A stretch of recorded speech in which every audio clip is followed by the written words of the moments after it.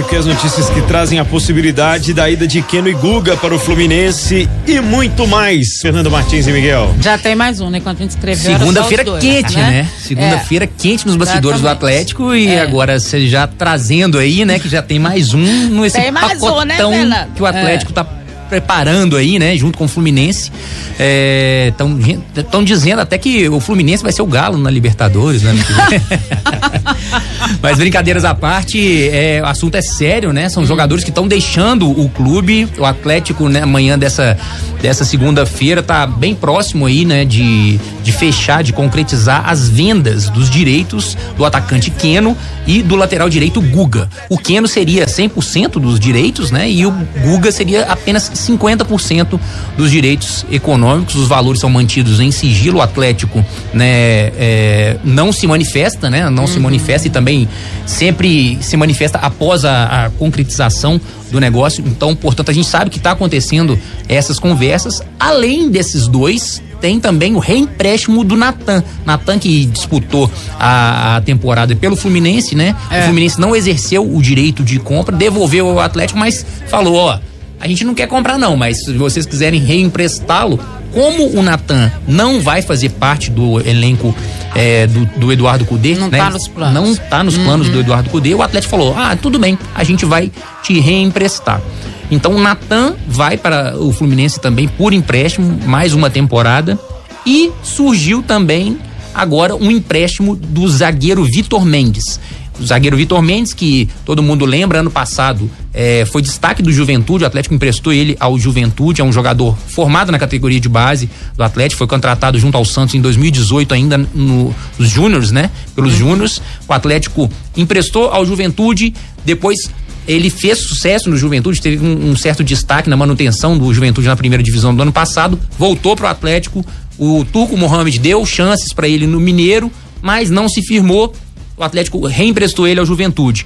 Nesse ano, ele não fez uma boa temporada no Juventude, o Juventude acabou caindo também, ele não conseguiu se firmar, também teve lesões em sequência, e agora o Fluminense sinalizou com a possibilidade de empréstimo. O Atlético vai aceitar, porque também não faz parte dos planos do técnico Eduardo Cudê, e o Atlético está precisando também de recolocar alguns jogadores, né? Até para evitar pagamento. Exatamente. E colocar na vitrine, né, Dimar? É um jogador novo, quem sabe. E Fluminense. Quem sabe nas mãos do Diniz é um jogador que pode, né? E vai com a aprovação dele, imagina. Sem dúvida, sem dúvida. Então o Atlético aposta muito nessa questão, não só do Vitor Mendes de crescer nas mãos do Diniz, quanto o Guga também, né? O Atlético vai ficar com a porcentagem do Guga. Quem sabe o Guga tem apenas 24 anos. Interessante o Keno 100%, né? Porque, ou seja, você perde mesmo uma possibilidade. E o Keno, pelo menos na minha opinião, não sei o que o Pedro pensa, você, mas é um jogador de muito potencial, né? Mesmo que as cifras sejam interessantes, porque a gente é globalizado, né? E o pessoal do Fluminense já meio que, a galera que cobre lá já soltou, que seria 2,5 milhões de euros parcelados ao Atlético, né? Pelo Keno e o Guga, mais ou menos aí 14 milhões de reais, mesmo com essas cifras. É interessante o Atlético não ficar com uma parte do Keno, né? De uma venda futura, não sei.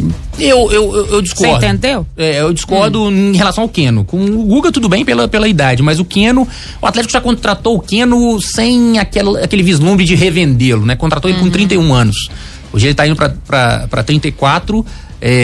O Atlético ainda vai conseguir alguma coisa por ele, já que ele tem contrato até o final do ano que vem. A partir do meio do ano de 2023, ele já poderia assinar um pré-contrato e sair de graça, como também... Então o Atlético está fazendo um bom negócio. Exatamente, eu penso mais ou menos assim, né? Nesse sentido, em termos da idade, em termos do vínculo mesmo, que termina no meio do ano que vem.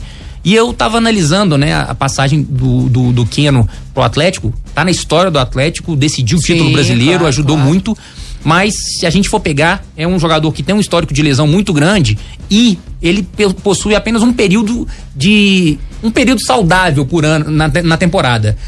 Em 2021 foram 3 meses que ele ficou jogando em sequência e nesse ano ele ficou 1 mês e meio, foi o máximo dele em termos de sequência de jogos. Ou seja, é um jogador que frequenta muito o departamento médico, já tem uma idade avançada, tem histórico de lesões graves, inclusive. Aí até pela idade. Exatamente. Mesmo, né? Então o Atlético tá pensando muito nessa questão aí de aproveitamento. É um salário altíssimo, a gente sabe que é um jogador que beira 1 milhão aí de salário, então pra você ter um jogador assim, realmente é complicado e faz parte da oxigenação do elenco, né, que o próprio Rodrigo Caetano nos falou aqui, não vai ter desmanche, mas vai ter aquela oxigenação, mudando 4 a 5 peças, com a chegada também de 4 a 5 peças. Eles falaram em 5 vendas, né? Aí seriam, então... Já tá indo pelo caminho, né? Pelo caminho. E outra coisa também que ele falou aqui pra gente, a questão do Nacho, né? Exatamente. E aí vale a gente repetir o que ele disse aqui. Ele falou, olha, o Nacho, a esposa dele tá grávida, né? Havia essa vontade do retorno lá. Quando os jornais argentinos soltam que o Nacho não quer se reapresentar, a gente pode dizer aqui que ele já conversou com a diretoria sobre isso, pelo que o Rodrigo contou pra gente aqui na semana passada, né? O Rodrigo praticamente admitiu, né? Exatamente. Essa negociação que está sendo feita, né? A informação chegou de um colega nosso da Argentina, o Germán Gracia Grova, que ele é do TIC Sports.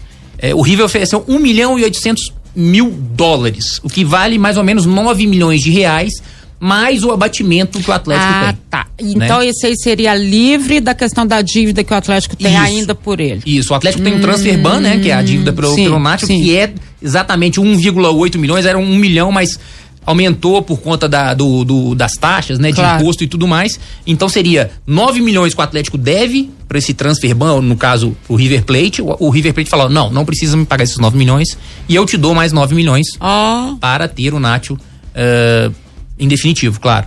Então, o Nacho também é outra questão de final de vínculo no final do próximo ano.